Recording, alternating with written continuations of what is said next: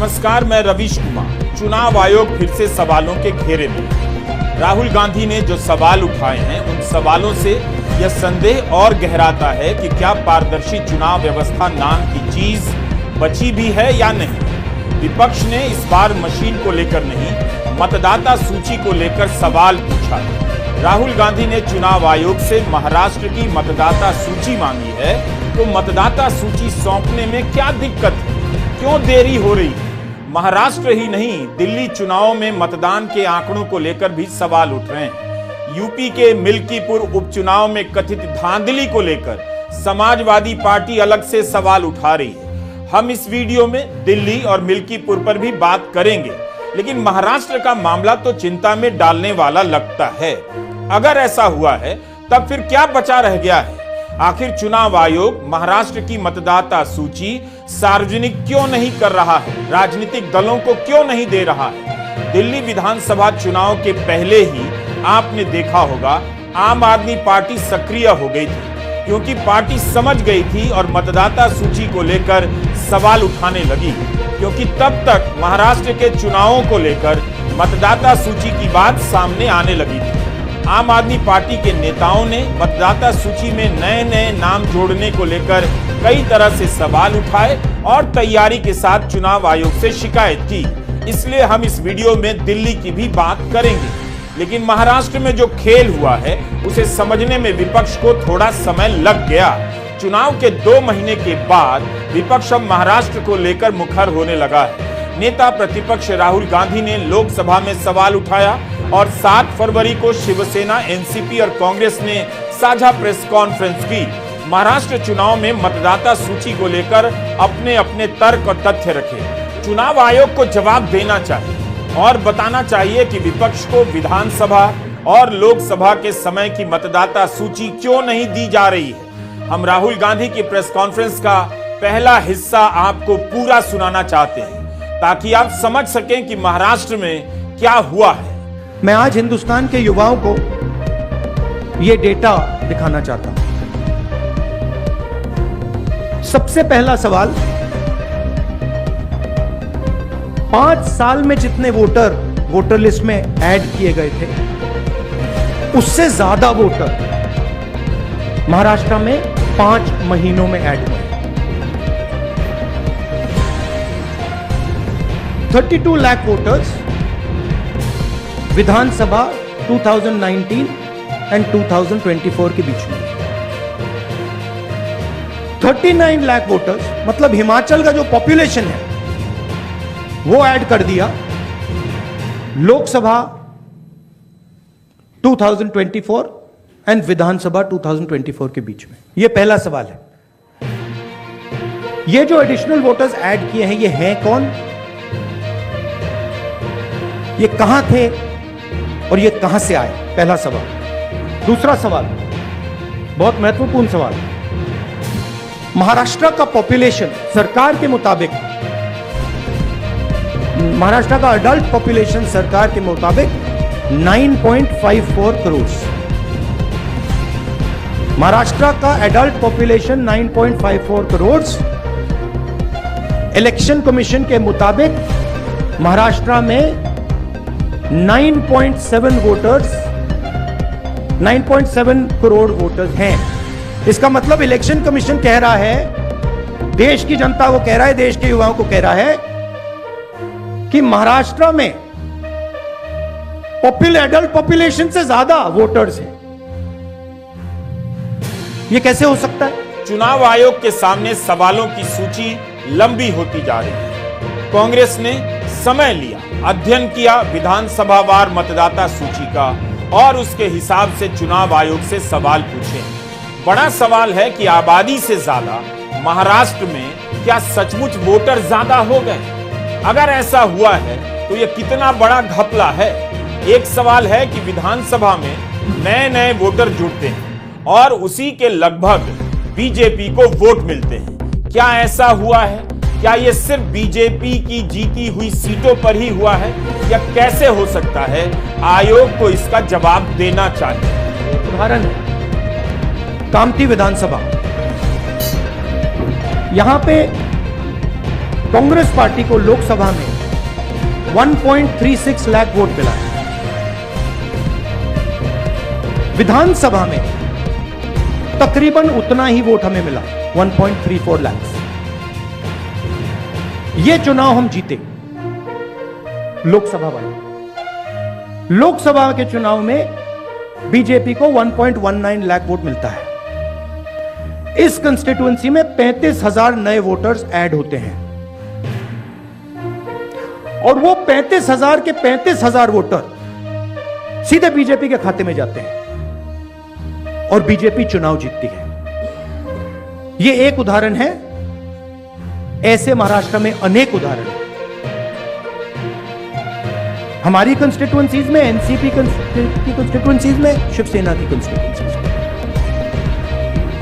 हमारा वोट महाराष्ट्र में कम नहीं हुआ है,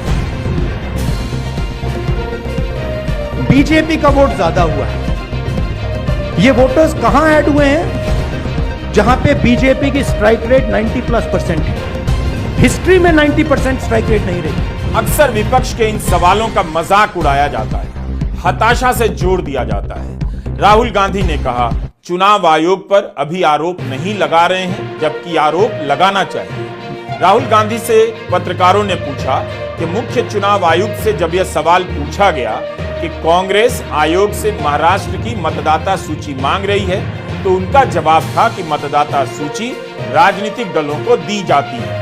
आज राहुल गांधी ने इस पर जवाब दिया और कहा कि अगर आप मतदाता सूची एक बार दे चुके हैं तो हमारे बार बार मांगने पर इस बार क्यों नहीं दे रहे हैं? राहुल गांधी का कहना था कि जो लिस्ट एक बार दी जा सकती है उसे दोबारा देने में दिक्कत नहीं होनी चाहिए। अगर दी जाती हैं तो फिर हमें दे क्यों नहीं रहे? हम मांग रहे हैं, अगर दी जाती हैं, if it is the norm to give it, दे दो। वो तो चुनाव के पहले ही आप लोगों को दिया गया होगा क्या? नहीं, मैंने वो बोला आपको, वो डिसेंट्रलाइज तरीके से लिस्ट मिलती है।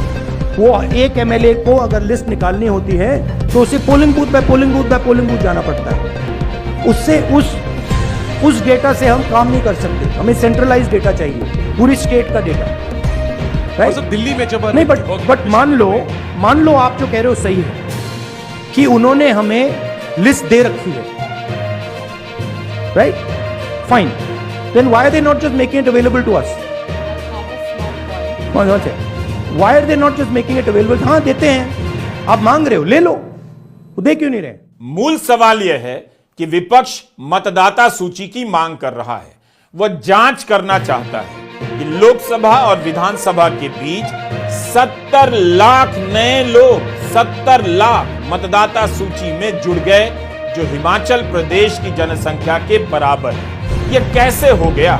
कांग्रेस, शिवसेना, एनसीपी चाहती है कि दोनों चुनावों की मतदाता सूची दी जाए, मतदाताओं की तस्वीरें दी जाएं, मतदाताओं का पता दिया जाए ताकि वे खुद इनका सत्यापन कर सकें। राहुल ने कहा कि उन्हें यह जानकारी चाहिए, तभी उसके बाद न्यायिक कदम उठाएंगे। उत्तम जानकर जी सोलापुर डिस्ट्रिक्ट से चुन के आए। उनका कहना है कि उनको वोटिंग जो हुआ है मारकटवाड़ी, आप सब ने बहुत उस पर टीवी पे भी कवरेज दिया था, उसमें उनका मानना है कि वो चुन के आए हैं लेकिन उनको जो वोट पड़ने चाहिए वो नहीं मिले हैं, तो वो फिर से जीते हैं, फिर भी री इलेक्शन चाहते हैं और कह रहे हैं कि बैलेट पे लिया जाए। उन्होंने उनके गांव में, उन्हें पूरे निर्वाचन क्षेत्र में सब मान भी गए, लेकिन वहाँ पुलिस भेजी गई और पूरा प्रोसीजर रुकवाया गया। तो वो इतना हमारी सब मांग है वहाँ की, उत्तम जानकर जी और धैर्यशील मोहिते जी उनके एरिया में, कि बैलेट पे फिर से वोटिंग लाया जाए, मशीनें बंद की जाए। कि बहुत सारी ऐसी चीज़ें हैं, जब राज ठाकरे जी भी बोले हैं कि उनका जो एक कैंडिडेट था उसको खुद का भी वोट नहीं मिला, ऐसा हो चुका है। ये सब डेटा आपके सबके सामने है। और दूसरी बड़ी बात, मैं इलेक्शन कमीशन वैसे तो बड़ी महत्वपूर्ण जगह है, लेकिन मैं बड़ी विनम्रता से कहना चाहती हूँ, हम और सेना बहुत वहाँ लड़े। जिस तरह से हमारी पार्टी तोड़ी गई, जिस तरह से हमारे विधायक, हमारे एमपी, सांसद तोड़ा गया, पार्टी तोड़ी गई, हमारी लड़ाई आज भी शिवसेना की और एनसीपी की आज भी सुप्रीम कोर्ट में चल रही है। लेकिन और एक छोटी चीज़ उन्होंने की कि हमें जो सिंबल दिया गया और दूसरा सिंबल तुतारी वाजवणारा माणूस और तुतारी मराठी में, वो एक ही शब्द तुतारी तुतारी उन्होंने किया। और इसी सरकार के एक बड़े मंत्री है आज सरकार में, उन्होंने कहा था, जो आप सब ने मराठी चैनल्स ने दिखाया था, कि सातारा की सीट एनसीपी हार गई क्योंकि ये ट्रम्पेट और तुतारी थी, नहीं तो बीजेपी का वो सांसद हार जाता। ये सिर्फ मैं नहीं कह रही हूँ, इस सरकार के एक बड़े नेता कह रहे हैं, जो मराठी चैनलों ने दिखाया आज सरकार में है महाराष्ट्र में। और हम सब ने जब विधानसभा में मांग की कि आप तुतारी हटा दीजिए, बड़ा कन्फ्यूजन हो रहा है, हमारी 11 सीटें ऐसी है, इस कन्फ्यूजन में हम हार गए।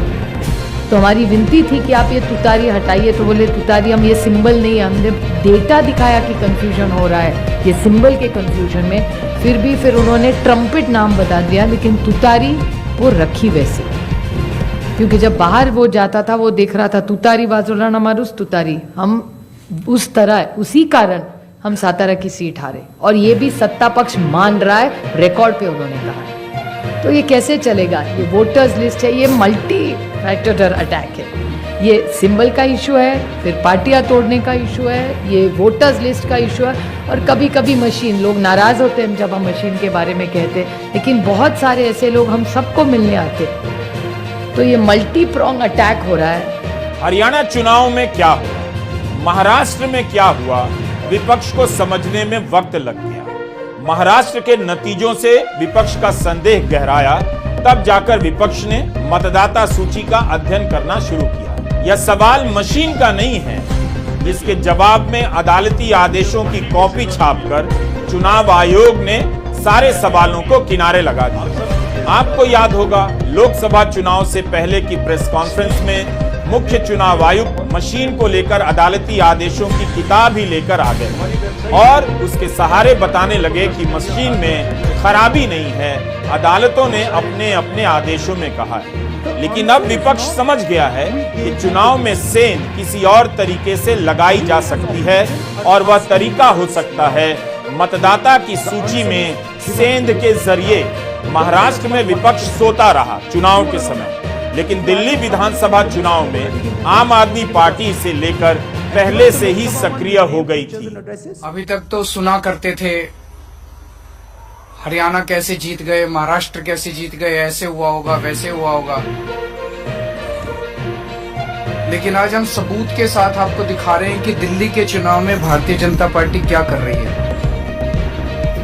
भारतीय जनता पार्टी दिल्ली में बड़े स्तर के ऊपर वोट कटवाने के लिए इलेक्शन कमीशन में एप्लीकेशन दायर कर रही है, और इलेक्शन कमीशन में चोरी छिपे इन एप्लीकेशंस के ऊपर कार्रवाई चल रही है। नई दिल्ली विधानसभा, जिसमें तकरीबन 1 लाख वोटर हैं, इस 1 लाख वोटर की विधानसभा में 15 दिसंबर और 2 जनवरी के बीच में 10,500 वोटर्स की एडिशन की एप्लीकेशन आ गई। 1 लाख वोटर और उसमें 10,000 अगर हम नए वोटर जोड़ दें, तो ये जो नए वोटर जुड़े हैं, ये तो पूरे चुनाव को उलट पलट कर देंगे। ये साफ है कि गलत तरीके से वोट काटने की साजिश हो रही है। और इसका आंकड़ा देखिए, 6,167 जो वोट हैं, ये नई दिल्ली विधानसभा के कुल 5.77% वोट हैं। यानी 10% वोट को जोड़ना, 5.5% वोट को काटना, इतने में पूरे इलेक्शन में हेर फेर करने की साजिश। क्या विपक्ष के हर आरोप को हताशा बताकर इस तरह से टाला जाएगा? मतदाता सूची के सवाल को लेकर अगर पारदर्शिता के साथ बहस नहीं होगी, जांच नहीं होगी, तब फिर क्या बचेगा? चुनाव आयोग क्यों नहीं इन संदेहों को दूर करने के लिए आगे आता? अब तो लोकसभा का चुनाव भी नहीं है, ऐसा भी नहीं है कि दिल्ली का चुनाव कोई इतना बड़ा चुनाव है कि चुनाव आयोग व्यस्त है।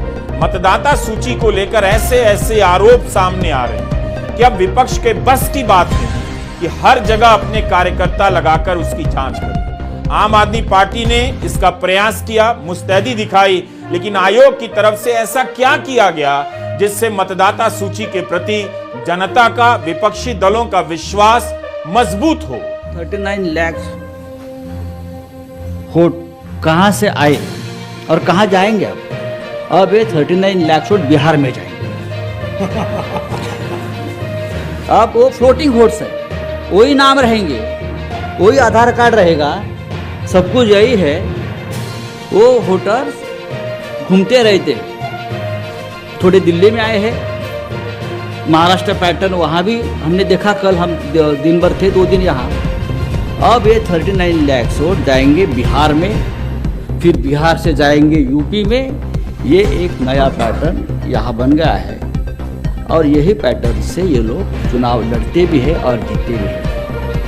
इसलिए आज जो सवाल हमने राहुल जी के नेतृत्व में खड़े किया है, देश के लिए बहुत गंभीर है। अगर इस देश में डेमोक्रेसी हमको जिंदा रखनी है, पार्लियामेंट, विधानसभाएं हमको सचमुच जिंदा रखनी है, तो ये सवाल का जवाब सिर्फ हम नहीं पूछेंगे, मीडिया ने पूछना चाहिए, लोगों में जागरूकता आनी चाहिए।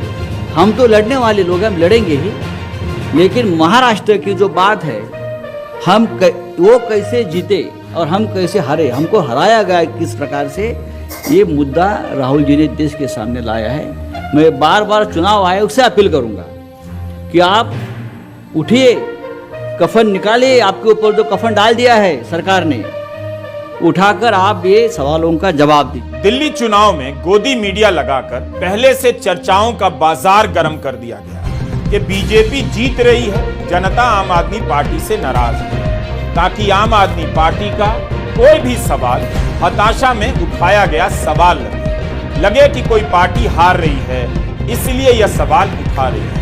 मतदान से एक दिन पहले तक मनीष सिसोदिया आरोप लगा रहे थे और ये आरोप बेहद गंभीर थे।